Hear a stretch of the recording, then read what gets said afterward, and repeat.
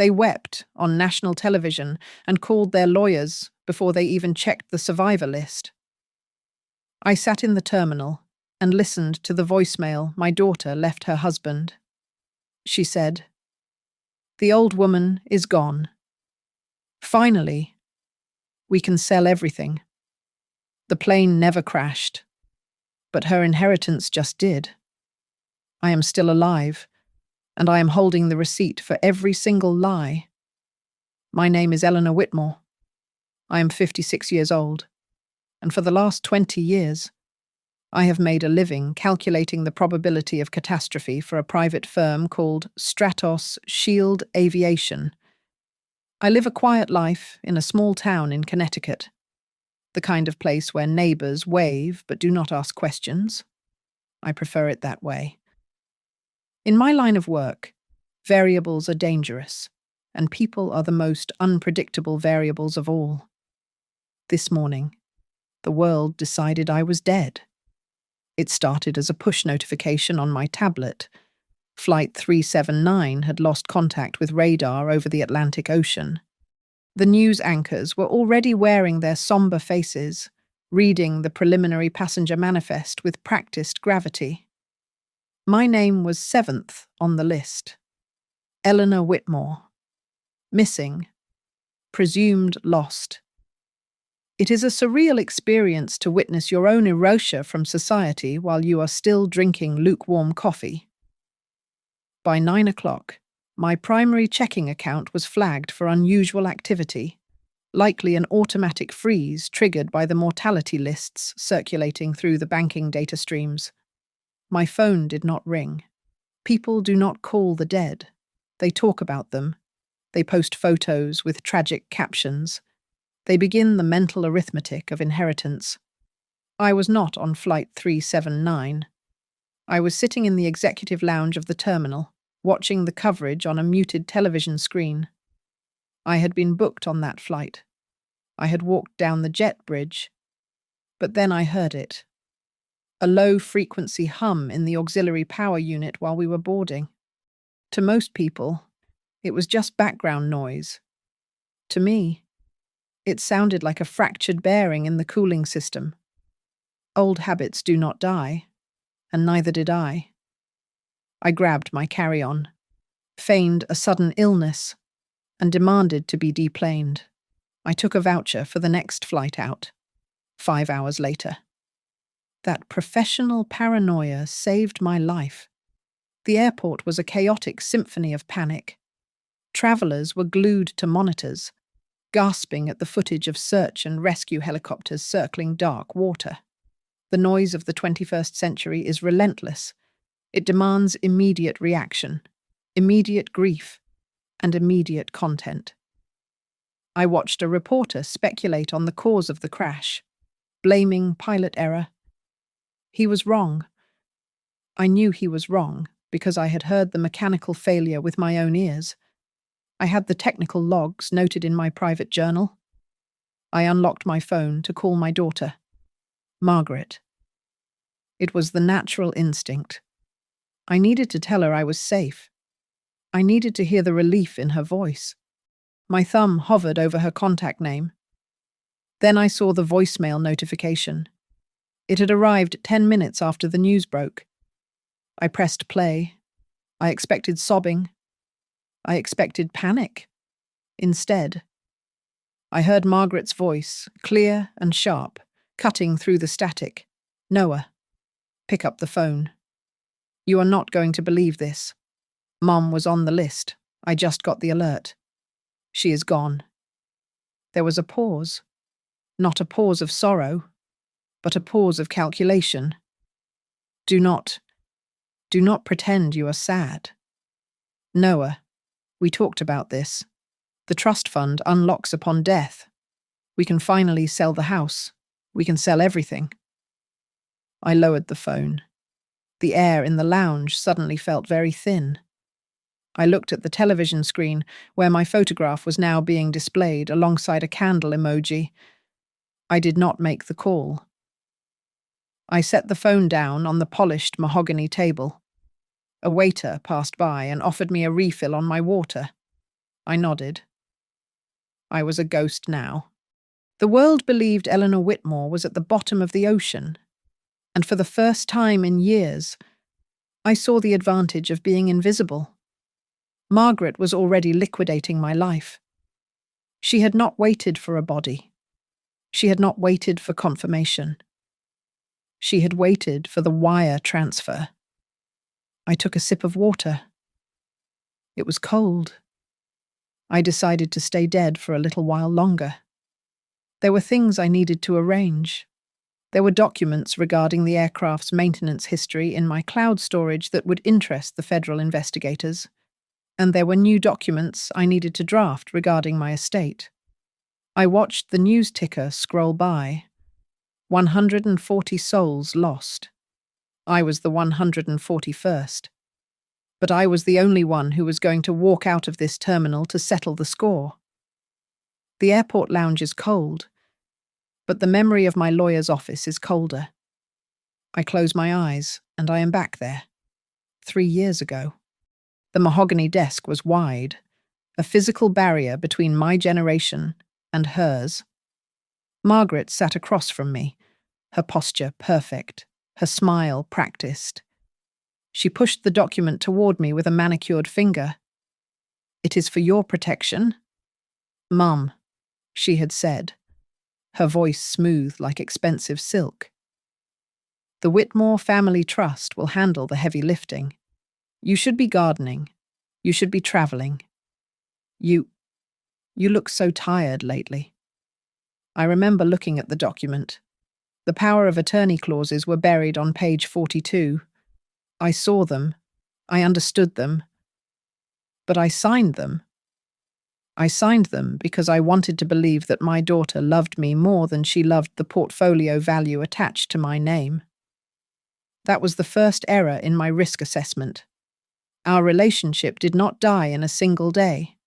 It eroded, like metal exposed to salt air. The calls became infrequent rituals. They were always on Tuesdays at 7 o'clock in the evening, lasting exactly 5 minutes. "How are your hydrangeas?" she would ask. "They are blooming," I would answer. "That is great. Look, Mum, I have to run. Noah has a meeting with the investors." Click. I became a ghost in her life long before the airline declared me missing today. I was an inconvenience, an image risk. Margaret was building a brand based on futuristic tech investments and high-risk venture capital. I was a retired safety analyst who clipped coupons and checked tire pressure. I did not fit the aesthetic. The last time I saw her was 3 weeks ago. It was at the launch party for her new venture, a boutique investment firm in downtown Chicago. I had not been invited, but I went anyway. I wore my navy blazer. I looked like a librarian at a fashion show. When Margaret saw me near the champagne tower, her face did not show joy. It showed panic. She crossed the room in 3 seconds, grabbing my elbow with a grip that was tight enough to bruise. "Mom, what are you doing here?" she hissed, her eyes darting around the room to see if anyone important was watching. "I wanted to support you," I said. I read the prospectus. "Margaret, the projections on page 10 are optimistic, dangerously so." She let out a laugh that sounded like glass breaking. "Oh, Mum, please, do not start with your doom and gloom. This is the new economy. Nobody cares about safety margins anymore." She signaled to a man in a sharp grey suit. I recognized him, Mr. Sterling, the new family attorney she had hired to replace my old one. He stepped between us, a human wall. "Mrs. Whitmore," Sterling said, his voice flat. "Perhaps I can escort you to the buffet. Margaret is very busy with the partners." I looked over Sterling's shoulder. I saw Noah, my son-in-law, sweating in the corner. He was arguing with a man holding a tablet. I read Noah's lips. He was saying, "We do not have the liquidity." I tried to step around the lawyer. "Margaret, is the fund solvent?" She turned her back to me. "Handle her. Sterling. She gets confused in crowds." Confused? I spent 30 years analyzing black box data from crashes that killed hundreds of people. I could spot a structural fracture in a fuselage from a blurry photograph. But to my daughter, I was just a senile old woman who did not understand that money was supposed to be imaginary. I left the party alone. I drove home in silence. That night, I checked the public filings for her company. They were late. 2/4 of missed reports. I sat in my kitchen and realized the truth. I was not her mother anymore. I was her collateral. The trust fund I had signed over was not a safety net for me. It was a lifeline for her drowning ambitions. And now, sitting in this terminal with the news of my death playing on a loop, I understood why she sounded so relieved on that voicemail. I was no longer the obstacle to the vault. I was the key. I pressed the save button on the audio file, archiving the voicemail to 3 separate cloud servers. In my line of work, data redundancy is the only fail-safe against disaster. The sound of Margaret's voice saying "sell everything" was no longer a conversation. It was evidence. I needed to verify the chain of custody.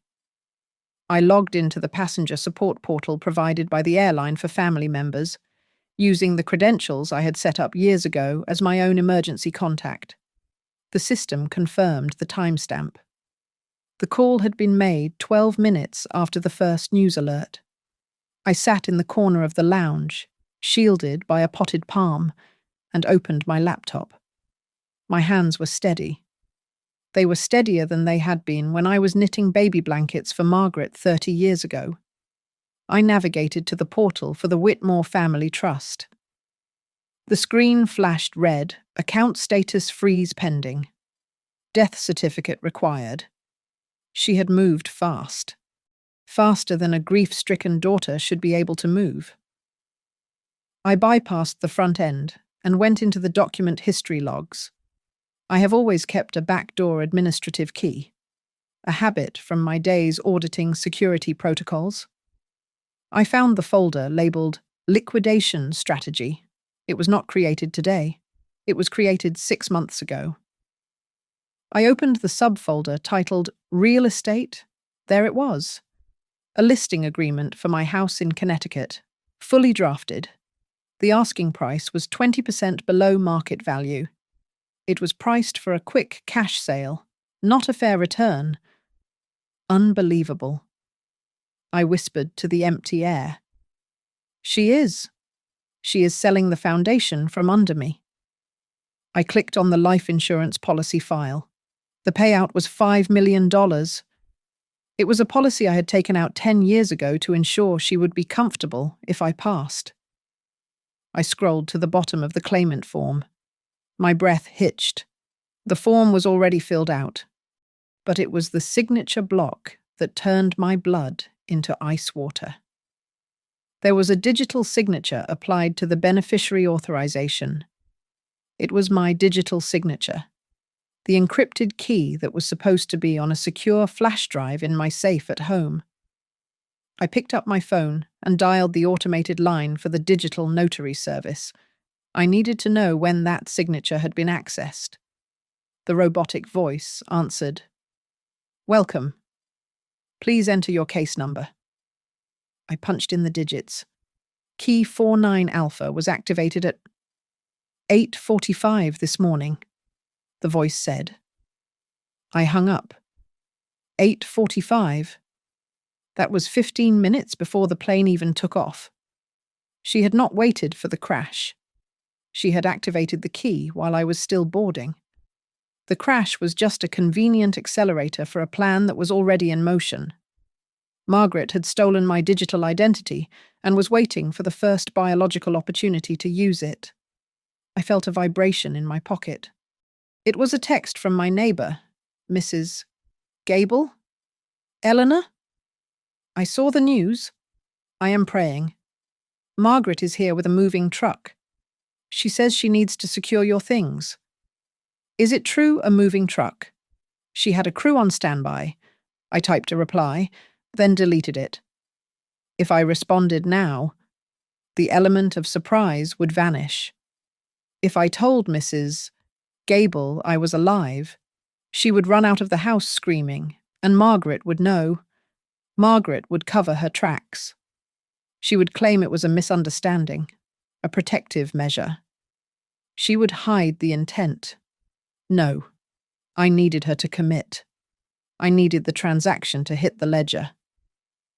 I looked at the screen where the Approve Sale button hovered on the trust dashboard. It was waiting for the final death certificate upload, but the pre-authorization was already checked. A young lounge attendant walked by, collecting empty glasses. She looked at me, seeing a tired woman in a navy blazer, not a victim of a high-altitude disaster. "Can I get you anything else?" "Mum?" she asked softly. I looked at her, and for a moment, I wanted to scream. I wanted to tell her that my daughter was currently looting my home while the world mourned me, but I forced my facial muscles into a neutral mask. "I am fine," I said, my voice flat and hard. "Actually, do you have a power outlet? I have a lot of work to finish before I go home." "Of course," she said. "Right over there." I plugged in my laptop. The tears I expected did not come. Tears are a biological response to loss. And I realized I had not lost my daughter today. I had lost her years ago. Today. I simply found the receipt. I opened a new file and named it Countermeasures. "You want the money. Margaret," I said to the glowing screen, "you can have the fight of your life instead." I began to download every log, every timestamp, and every unauthorized access record. The mother in me was dead at the bottom of the Atlantic. The risk analyst was very much alive, and she was preparing to file a report. I dialed the number from memory. It was a landline, a relic in a digital world, belonging to Arthur Penhaligon. Arthur was 72 years old and had been the family attorney for 3 decades before Margaret fired him for being too conservative. He answered on the 3rd ring. Penhaligon residence. He rasped. "Arthur," I said quietly, keeping my back to the lounge wall. "Do not hang up. And please, do not have a heart attack. It is Eleanor." There was a silence so profound I could hear the clock ticking in his hallway through the receiver. Then, a shaky breath. "Eleanor," the news said. They said Flight 379, the manifest. I missed the flight. Arthur. But Margaret does not know that. And for the next 24 hours, I need it to stay that way. "She called me," Arthur said, his voice hardening. "She called me 10 minutes ago. She wanted the access codes to the archive files. She said she needed to settle your affairs quickly. She is selling everything. Arthur, the house, the bonds, the insurance. She forged my digital signature. That is fraud. Eleanor, that is prison time, I know," I said. "But I do not want to just stop her. I want to expose the entire network she has built around my money. I want you to activate the Legacy Preservation Protocol." Arthur gasped. He knew what that meant. We had written it into the original trust deed in 2010 as a joke, a nuclear option in case I ever developed dementia and fell prey to scammers. It allowed an independent auditor to freeze all assets and demand a public accounting of every penny spent in the last 5 years. "If I do that," Arthur warned, "it will trigger an automatic audit. The accounts will be locked. Margaret will not be able to buy a cup of coffee, let alone sell a house. She will know someone is pulling the strings, Let her think it is the bank, I replied. Let her think it is a bureaucratic glitch. I need time to gather the paper trail. Can you do it? Consider it done, Arthur said. I never liked that new lawyer of hers anyway. He wears suits that are too shiny. I ended the call and sat back. The trap was set. It was a legal bear trap, buried under layers of corporate policy. I was not striking back with anger. I was striking back with procedure. On the television screen above the bar, the breaking news banner flashed red. The caption read, "Daughter of missing passenger speaks out." I watched as Margaret walked up to a podium set up outside her office building. She was wearing black. Not just any black, but a designer dress I recognized. I had bought it for her 30th birthday. She was dabbing her eyes with a handkerchief. "My mother," Margaret said, her voice trembling perfectly, "was a woman of great dignity. She would not want us to mourn. She would want us to move forward." A reporter shouted from the crowd, "Ms. Whitmore, there are reports that the airline has not confirmed the fatalities. Is it true you have already filed for probate?" Margaret flinched. It was a micro-expression, a tiny tightening of the jaw that lasted less than a second. "But I saw it. We are trying to manage the estate responsibly," Margaret stammered, recovering her composure. "My mother was a planner. She wanted efficiency." "Efficiency," I whispered to the screen. "Is that what you call it?" The media was beginning to sniff blood. The timeline was too fast. The grief was too rehearsed. I saw a tweet scroll across the bottom of the screen from a financial blogger. "Why is the daughter selling the house 3 hours after the crash? Something stinks." I took a sip of my cold water. The public was starting to ask the questions I had been afraid to ask myself for years. Margaret was not just a grieving daughter. She was a CEO trying to save a failing company with her mother's death benefits. I opened my laptop again. The notification from Arthur popped up on my secure email, asset freeze initiated, independent monitor assigned, on the screen. Margaret's face suddenly went pale as she looked down at her phone, which must have just vibrated with the alert that her credit cards were declined. She looked at the camera, and for a split second, the mask of sorrow slipped, revealing pure, unadulterated rage. I did not smile. This was not a victory. It was a necessary demolition. I prepared the next document, a press release announcing that a survivor from the flight had important information regarding the Whitmore estate, to be revealed at noon tomorrow. I did not sign it. I just hit send to the news desk. The game was no longer about hiding. It was about timing the reveal. The television in my hotel room was a high-definition window into the theatre of the absurd. I had checked into an airport hotel under my maiden name, ordering room service and a pot of black tea, while I watched my daughter perform the role of a lifetime on the 6 o'clock news. Margaret sat on a beige sofa in a studio that smelled of hairspray and desperation, holding a tissue she had not used once. She was just so full of life," Margaret said, her voice cracking with a precision that would have impressed a Broadway director. "We spoke every day. Just yesterday. She told me that if anything ever happened to her, she wanted me to be practical. She said, 'Margaret, do not let my assets sit frozen. Use them to build the future.'" I uncapped my pen and wrote on the hotel stationery, "Lie number 1.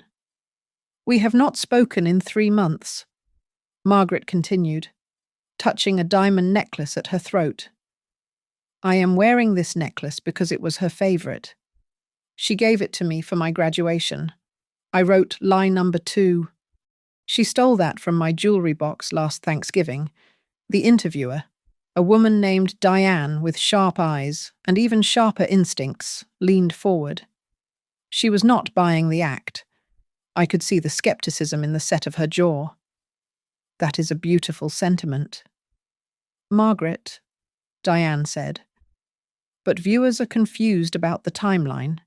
We have records showing that your mother's estate was placed into active liquidation at 8:45 this morning. That is 15 minutes before the flight was even declared missing. Can you explain that Margaret froze?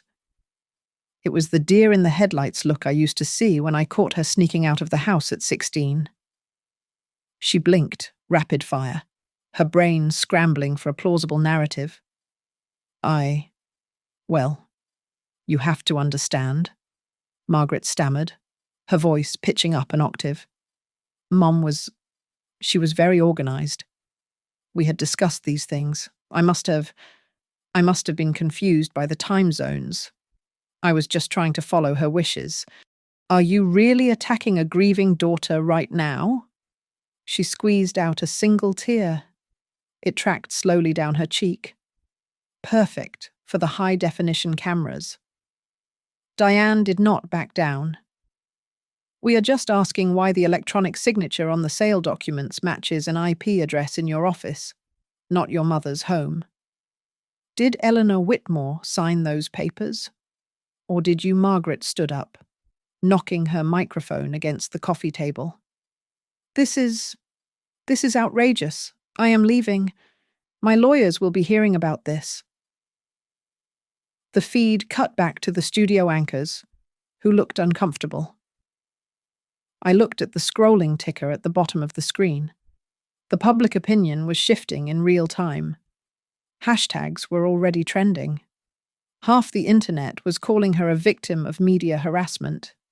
The other half was calling her a thief.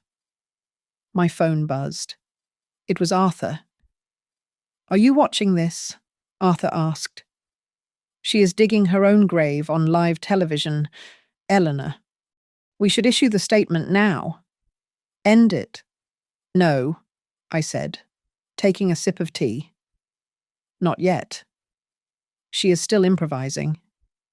If we stop her now, she can claim temporary insanity or grief-induced confusion. I need her to double down.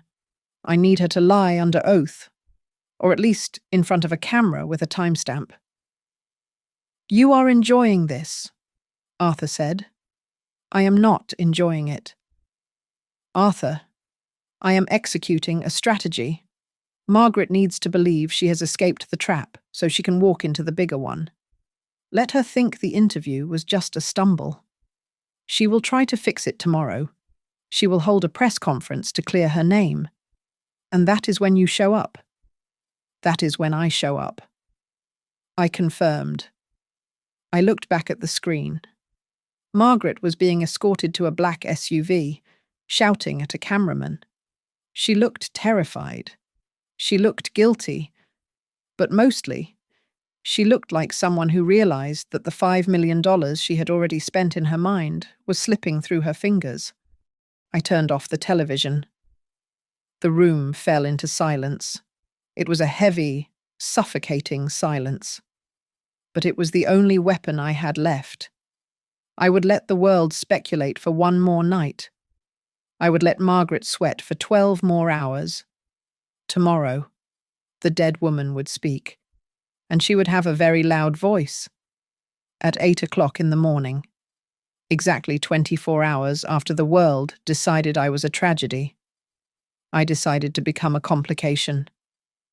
I sat at the small desk in my hotel room and composed a secure email to the General Counsel of the airline, carbon copying the Federal Aviation Administration. The subject line was simple: proof of life. Passenger 7 Alpha.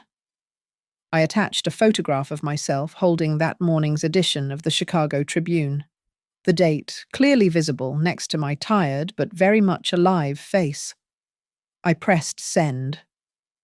The reaction was not immediate in the room, but it was instantaneous in the markets. Within 30 minutes, The stock ticker on the business news channel began to jitter. Rumors of a survivor were leaking from the airline's legal department. The stock for the airline, which had plummeted 12% the day before, suddenly rallied by 4%. The narrative was shifting from total loss to miraculous survival. And uncertainty is the one thing Wall Street hates more than disaster. But the real chaos was happening in my daughter's inbox. Arthur had timed the trust triggers perfectly.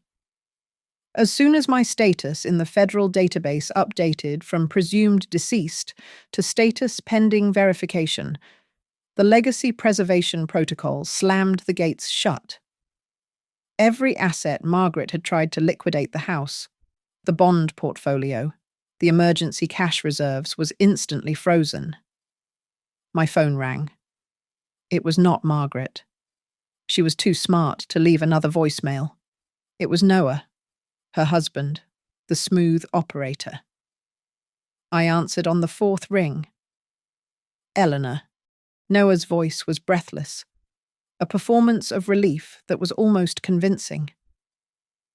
Oh my God. Eleanor. We just got the call from the airline. You are alive. We were grieving. Margaret has been inconsolable. Where are you? Let me come pick you up. We need to get you home. I am safe.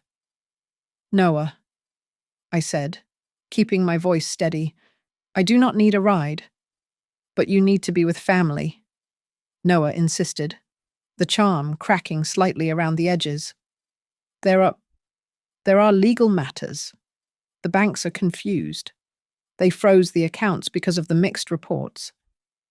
If you just come to the office, sign a few affidavits. We can fix this. We can get everything back to normal. Normal, I repeated. You mean the normal where my house is sold and my life insurance is cashed out before my body is even recovered? There was a silence on the line. A long, heavy silence. Margaret was just trying to protect your estate, Noah said, his voice dropping to a harsh whisper. She was distraught. She was not thinking clearly. Eleanor, please, do not make this a scene. Come to the house. We can talk about this privately. Just family?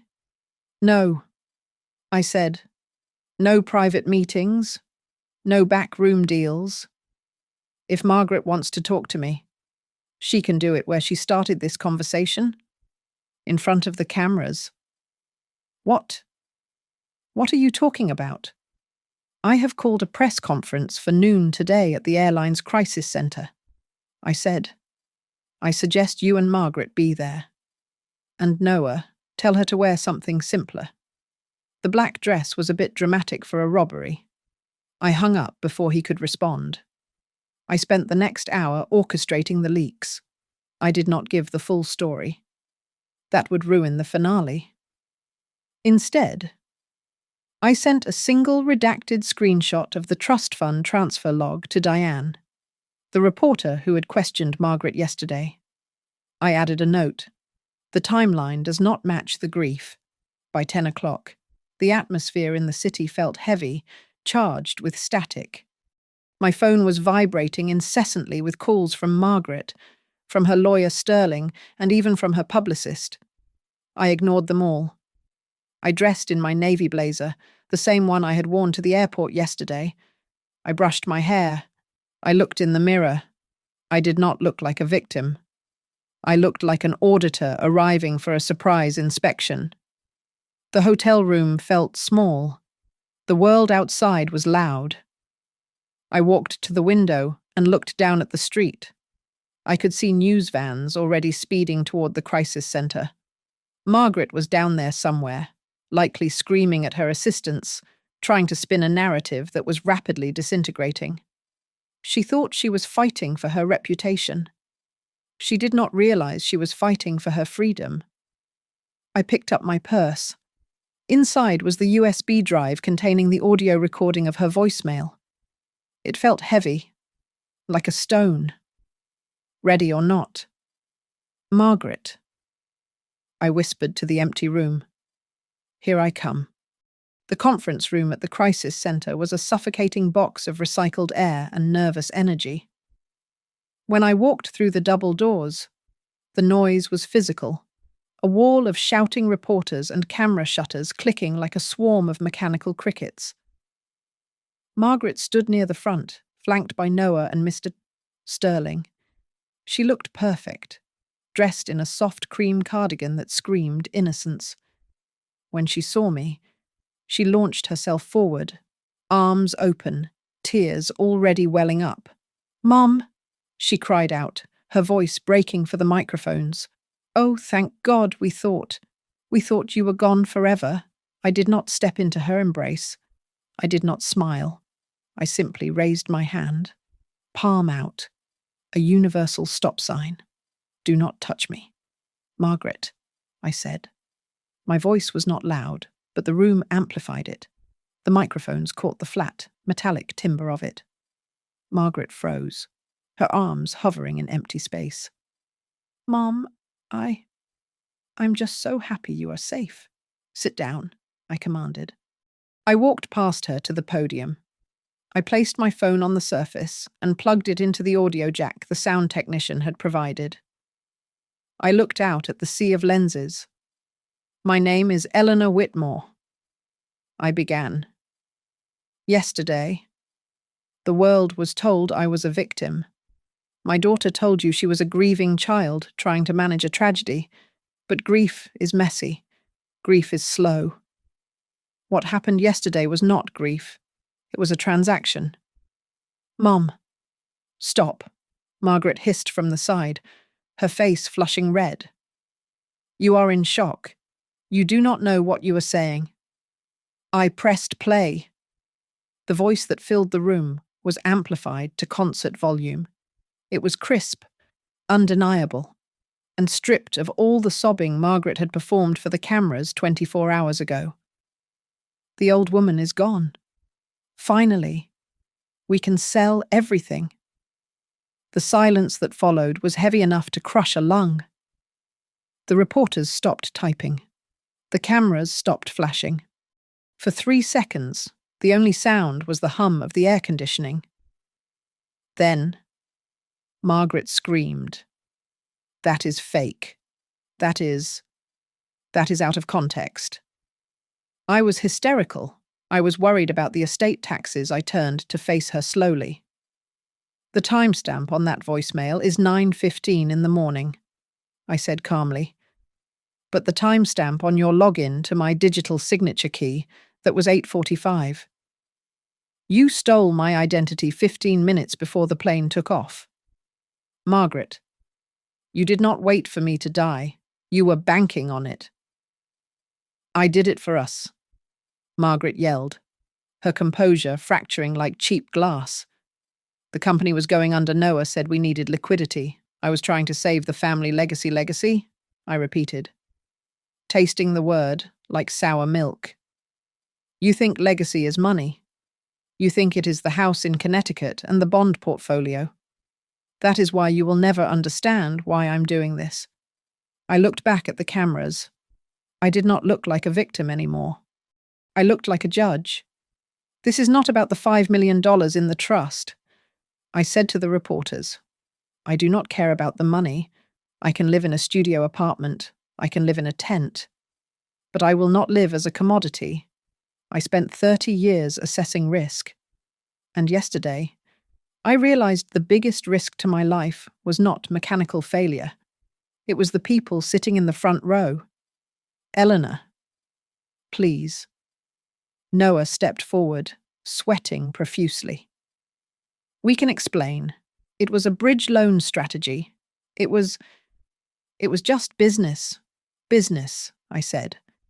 "Then let us conclude the business." I signaled to the back of the room. Arthur Penhaligon stood up.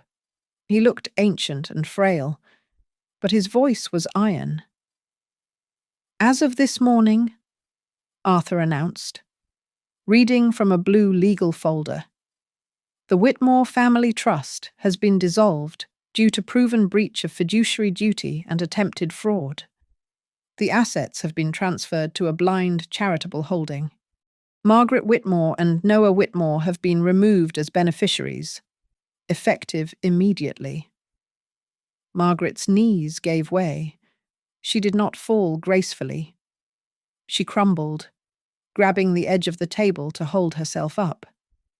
The grieving daughter mask was gone, replaced by the terrified face of a woman who realized the credit cards in her purse were now just pieces of plastic. "You cannot do this," Margaret whispered, her voice trembling with genuine fear this time. "Mom, I am your daughter." "Yes," I said, picking up my phone. "You are my daughter, and that is the only reason I am not pressing criminal charges today.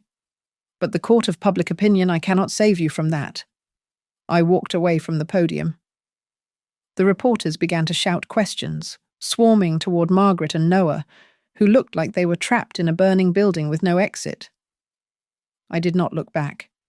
The aftermath of the press conference was not a chaotic explosion. It was a controlled demolition of a corrupt architecture. While the world focused on the drama of a mother and daughter, I went back to work with Arthur to expose the structural rot that had allowed Margaret to almost succeed. We did not release gossip. We released ledgers. We released email chains between Noah and a firm of wealth strategists who specialized in aggressive estate liquidation. I sat in Arthur's conference room, watching the documents upload to a public transparency server. "Look at the fee structure," Arthur said, pointing to a highlighted paragraph on the screen. Mr. Sterling was set to take a commission of 15% on the expedited sale of your home. That is 3 times the market rate. He saw a desperate woman and handed her a loaded gun. I replied. Margaret pulled the trigger, but Sterling aimed it. We published the correspondence. It showed how these advisors had groomed Noah and Margaret for months, feeding their anxieties about their failing company, whispering that my assets were underutilized capital waiting to be unlocked. We redacted personal addresses, but we left the dates and the dollar amounts visible. It was a lesson in how greed operates. It is not always a sudden impulse. Often, it is a product sold by men in expensive suits. The media narrative shifted violently. The headline on the news channel changed from family feud to the predatory business of inheritance. Diane, the reporter who had first questioned Margaret, ran a special segment breaking down the timeline. She called me the woman who audited her own death. The image of the controlling mother that Margaret had tried to paint evaporated, replaced by the image of a woman who had simply built a firewall against stupidity. "The public is on your side," Arthur noted, scrolling through a tablet. "They are calling for an investigation into Sterling's firm. I do not want fans." "Arthur," I said, signing the final page of a heavy document, "I want closure." The document on the table was the transfer deed. I was not keeping the money. The $5 million from the insurance policy, along with the liquid assets from the bond portfolio, were being moved. "Are you sure about this?" Eleanor Arthur asked softly. $5 million is a comfortable retirement? It is blood money now, I said. Every cent of it smells like betrayal. Transfer it to the Horizon Aviation Safety Fund. Let it pay for pilot training and hull inspections. Let it save a life instead of ruining one. The consequences for Margaret were not criminal charges from me, but the world is not forgiving of failure when it is broadcast in high definition. By 3:00 in the afternoon, the investors in her boutique firm, the ones she had tried to save with my money, began to pull out. They saw a CEO who would defraud her own mother. They correctly assumed she would defraud them too. My phone rang. It was Margaret. "Mom." She sobbed, and this time, the sound was raw, stripped of any performance. The bank. The bank is calling in the business loan. They saw the news.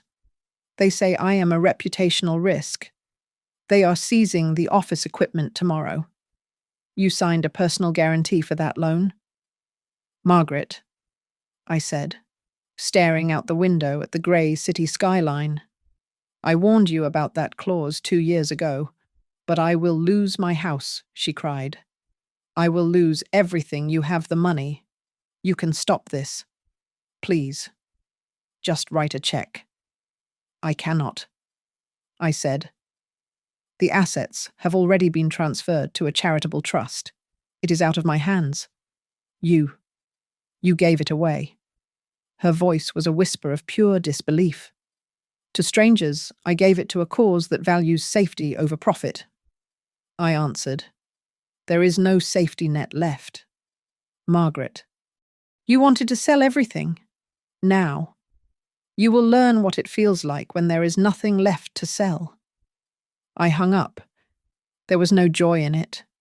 There was only the cold, hard silence of a balance sheet that finally totaled 0. The price of her words, "The old woman is gone," was not just her inheritance. It was her future. 3 weeks have passed since the cameras packed up and left my lawn. The grass has started to recover where the satellite trucks parked, and the neighborhood has returned to its rhythmic quiet. I spend my mornings in the garden, deadheading the roses. There is something profoundly grounding about dirt under your fingernails. It reminds you that life continues, regardless of stock prices or viral video clips. I used to fear this silence.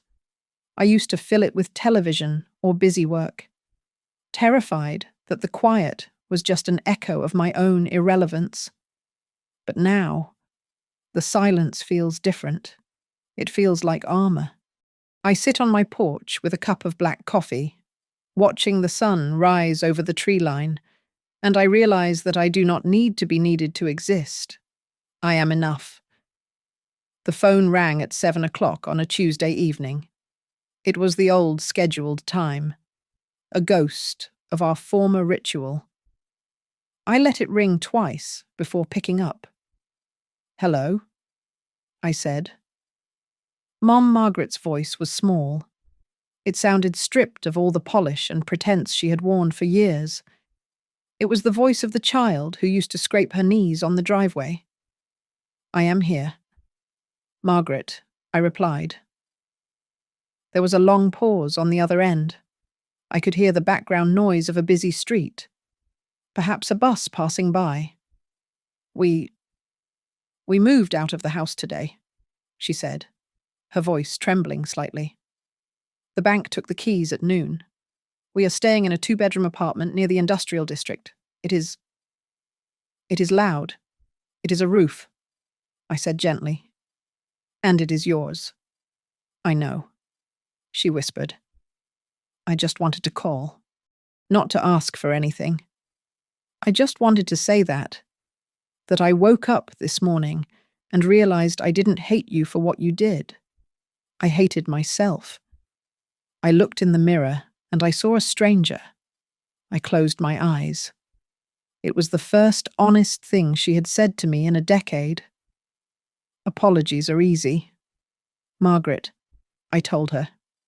Change is hard. You are 40 years old, and for the first time, you are standing on your own feet without a trust fund to hold you up.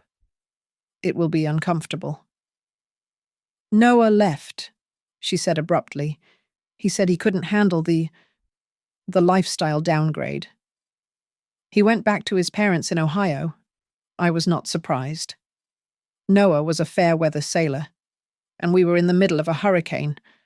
I am sorry to hear that, I said, though I was not. But you are stronger than you think. You just never had to use those muscles before. Can I come see you someday, she asked. Not now. I know I cannot come now. But maybe in a few months, when I have a job, when I can pay for my own gas. I looked out at the garden. The hydrangeas were beginning to fade, but the roots were strong. They would bloom again next season. The door is not locked. Margaret, I said. But the Bank of Mom is closed, permanently. If you come here, you come for tea. You come for conversation. You do not come for a bailout. I know, she said. I think I just want a mom. I don't want a banker anymore. Then we have a place to start. I said, call me next Tuesday. I hung up the phone. I did not feel triumphant. I felt a quiet, aching relief. It had taken a plane crash that never happened, and a financial ruin that did to finally break the cycle. Margaret was broke, divorced, and living in a noisy apartment. But she was finally becoming a person. I went back inside to prepare for tomorrow. Tomorrow was the final court hearing to officially certify the validity of the audio recording and close the probate file forever. It would be the last legal knot in the rope. I opened my desk drawer and took out the original flight itinerary I had kept as a souvenir. I had survived the fall. Now, it was time to verify the landing. The courtroom smelled of floor wax and old wood. It was the smell of finality. Judge Vance did not pound his gavel. He simply adjusted his glasses and looked down at the docket. The room was packed, filled with the same reporters who had camped on my lawn for weeks. But today, they were silent. They were waiting for the period at the end of the sentence. Regarding the petition to dissolve the Whitmore Family Trust, Judge Vance said, his voice even and unreadable. The court finds that the beneficiary, Margaret Whitmore, acted in bad faith. The audio recording, entered as Exhibit A, has been authenticated by 3 independent forensic audio experts. It is admissible. It is damning. I looked at Margaret. She was standing at the defense table. She was not wearing the cream cardigan today.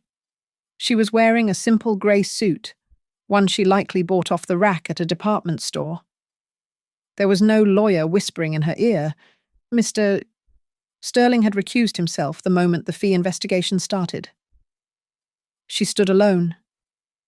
Ms. Whitmore. The judge asked, "Do you contest the findings?" Margaret looked at me. Her eyes were red-rimmed, but dry. She took a deep breath, and for the first time in her life, she did not look for an exit strategy.